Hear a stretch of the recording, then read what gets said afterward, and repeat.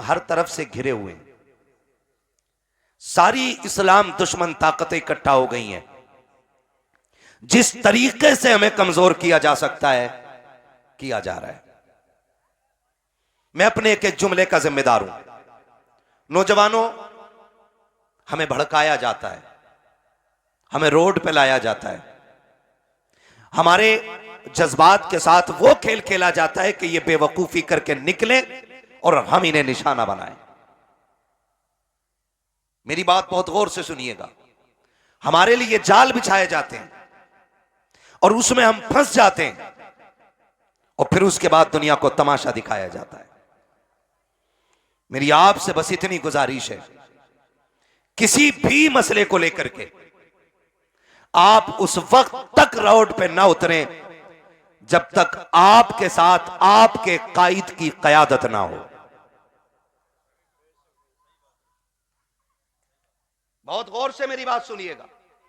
आप उस वक्त तक रोड पे ना उतरें जब तक आपके साथ आपके कायद की कयादत ना हो, जब तक आपके साथ आपका कोई रहबर ना हो, जब तक आपके साथ आपका कोई रहनुमा ना हो, वरना कुत्तों की तरह मारे जाओगे और कोई हाल और पुरसाने हाल वाला नहीं मिलता है। फिर जमाने ठट्टे लगाते हैं, दुनिया हंसती है। अगर कोई आके ये कहे नहीं घर में बैठना हराम है, निकलो रोड पे, तो उनके लिए कह देना इस्लाम के दामन में किसी चीज की कमी नहीं है। हाँ हाँ, सर कटाने का जज्बा अगर इस्लाम देता है तो सुलह हुदैबिया उठा करके देखो, दुश्मनों से सुलह का भी हौसला इस्लाम देता है। अपने आप को तबाह करने की जरूरत नहीं है। कितने बेटों के साथ जिंदगी से खेला गया है, कितने बच्चों की जिंदगी बर्बाद कर दी गई है। हमारा ना कोई कायद था ना रहनुमा था और हम बरसंगे पैर दौड़ जाते हैं। तुम्हें खुदा का वास्ता अगर निकलना हो तो पहले कायद को आवाज दो। अगर हमारा कायद आगे आ जाए तो फिर रुकने की जरूरत नहीं है। फिर ऐलान करके बता दो कि मोहम्मद से वफा, तूने तो हम तेरे है, ये जगह चीज है क्या, लो हो कलम तेरे। ये मेरा पहला पैगाम आपके लिए। क्या है ये पहला पैगाम? बिना कायद बिना रहनुमा के रोड पर बोलो, नहीं निकलना है, नहीं निकलना है। सारे लोग हमें घेरे हुए हैं, हम सारे दुश्मनों के बीच में हैं। आप देखते हो कभी खड़े हो रामपुर दोराहे के चौक में, लोगों के पेट में दर्द होता है ना? नकाब वाली औरत या टोपी वाला मर्द हो, चेक इन के नाम पे हर गाड़ी रोकी जाती है। फिर वहीं खड़े होकर आप तमाशा देखो कि जो तुम्हारे जैसे नहीं है उन्हें कोई पूछने वाला भी नहीं है। हर एतबार से निशाना बोलो हम ही हैं, निशाना हम ही हैं। हमें होश के नाखून लेने पड़ेंगे। मुझे एक बात बताओ, बाहर वाले भी दुश्मन अपने और अंदर वाले भी दुश्मन अपने। आप मुझे बताइए हम किससे लड़ें? बाहर वालों से लड़ें कि अंदर वालों से लड़ें?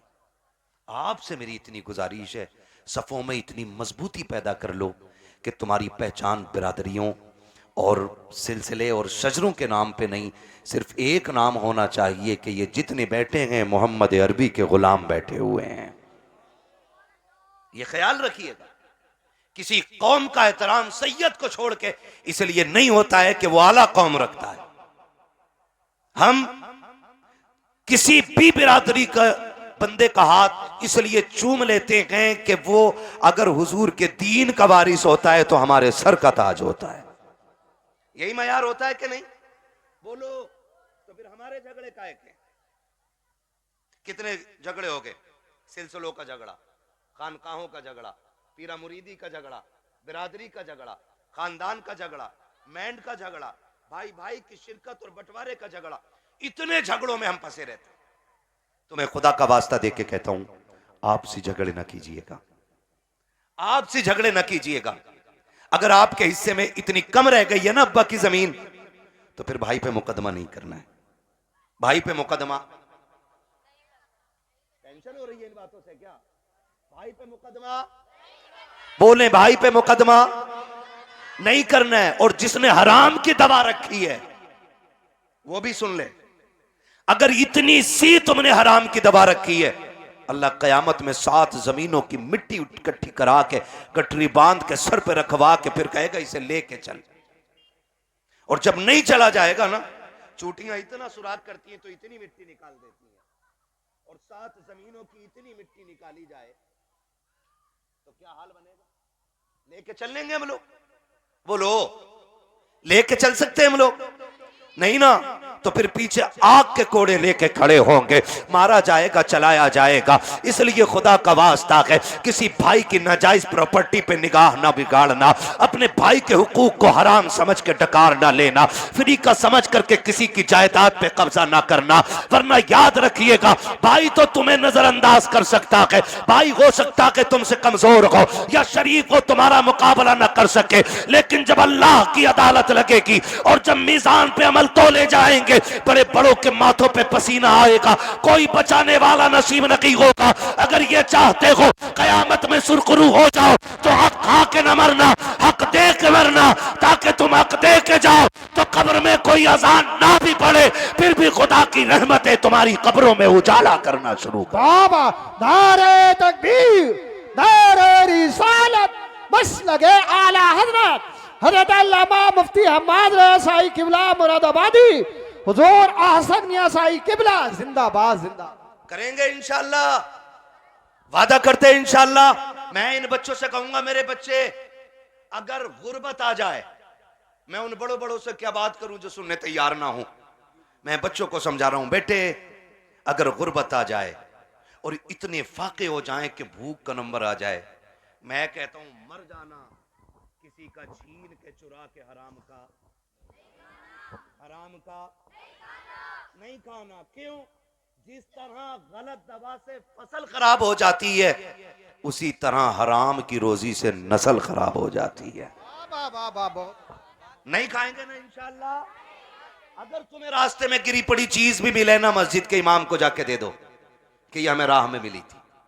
ये किरदार पैदा करो और फिर तुम वो दौर देखोगे कि तुम सजदे करोगे, अर्शों से खुदा रिज़्क़ों के फैसले करने लग जाएगा। तंगिया यहां हो गई है, यहां तंगिया यहां पे हो गई है, मसला यहीं पे। पूरा खेत 12 बीघे का घुसेगा जाके मेड़ में, ऐसे ही कुरे देगा। अब तो ऐसी मेड़ काट रहा जी, पता ही नहीं चलता ये कटी किधर से है।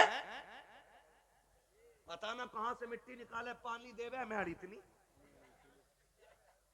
हाँ, और मेड़ ऐसी कर दी ऐसे। क्यों? इसका दाव लगा इसने गिरा ली, उसका दाव लगा उसने गिरा ली, मेड़ ही टेढ़ी कर ली। ये कंडीशन है हमारी। ये मुझे बताओ, बरकत मेंढ से होती है कि खुदा के करम से? जोर से। उन लोगों को पता लग जाना चाहिए, आज नबी वाले नबी का जिक्र कर रहे हैं और मेंढ वालों का तज़किरा हो रहा है। ठीक है जी। बरकत मेंढ से होती है कि खुदा के करम से? बच्चे ही बोल रहे हैं जिन्होंने आज तक मेंढ देखी ना होगी।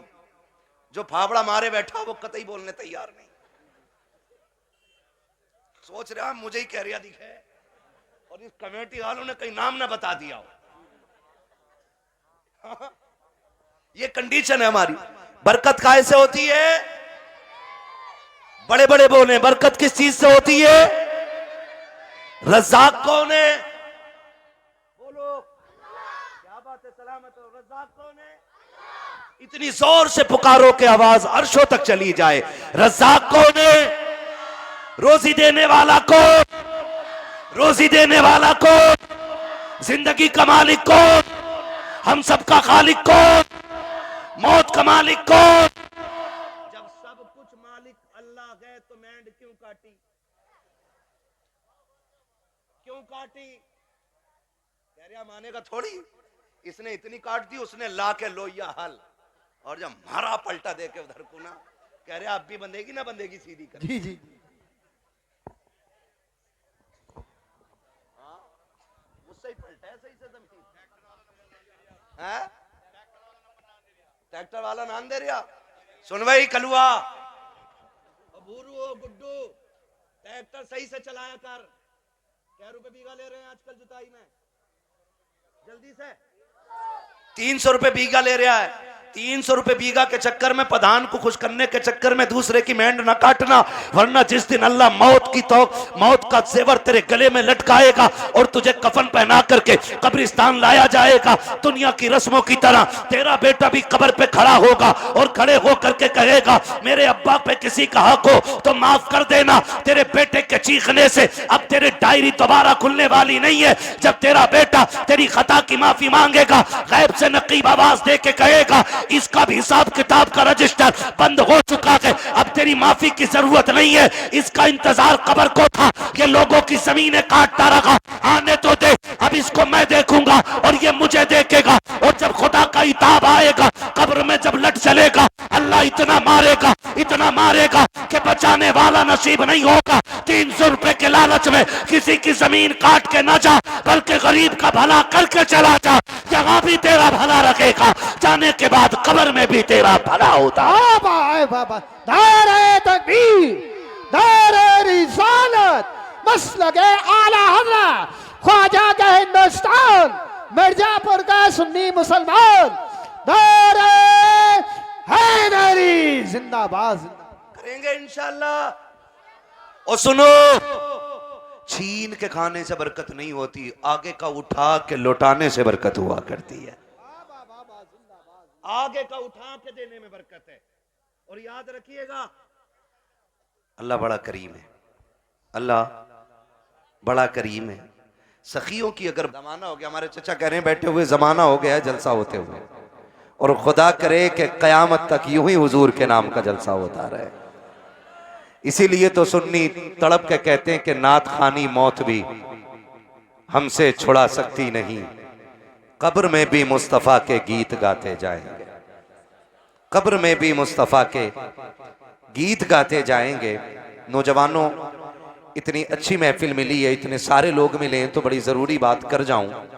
ये मिंबर पे जितनी अजीम शख्सियतें बैठी हैं, हर शख्सियत इस अहमियत और अजमत की हामिल है कि उसका नाम आबेज़र से लिखा जाए। ये अलग बात है कि कोई इसमें हमारा चचा लगता होगा, कोई दादा लगता होगा, कोई ताऊ लगता होगा, तो हम कहते हैं अरे क्या हुआ, घर के ही तो हैं।